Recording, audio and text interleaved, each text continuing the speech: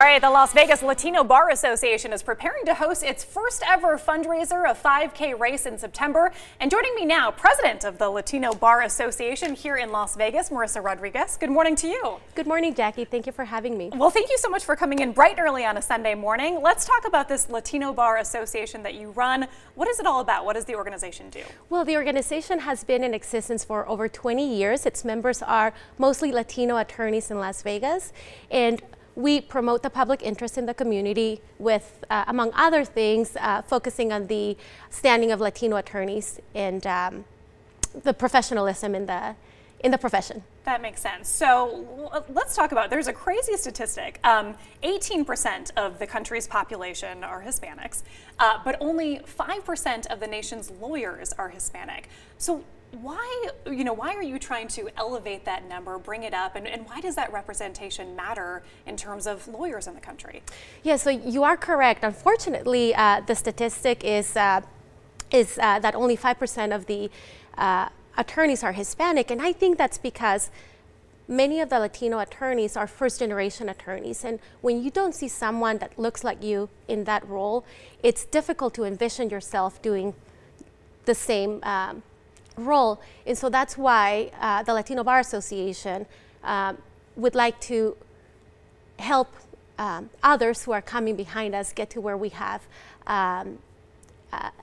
the roles that we have achieved. Correct. Number. Exactly. Correct. Exactly. And you mentioned that some of what you guys do, you volunteer in the community, and you're getting in front of children who may not know a Hispanic lawyer, and so that exposure to those kids may bring that idea into their mind that they can too be a lawyer if they want to be. Yeah. So we have a couple of programs. One of them is in cooperation with the law school. It's a program called Huellas, where we team up 4 members, an attorney, a law school student, a college student, and a high school student who would like to go to law school.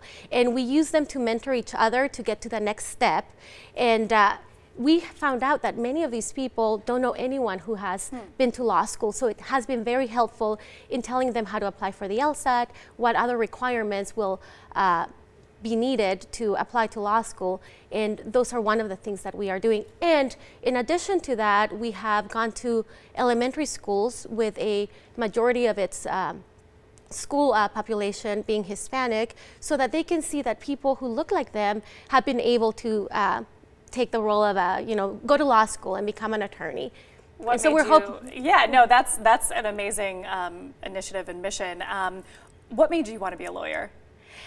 I think that I came to Las Vegas when I was 12, and as the daughter of immigrant parents, I found myself playing that role of advocate between 2 cultures, and from an early age I knew that I wanted to go to law school.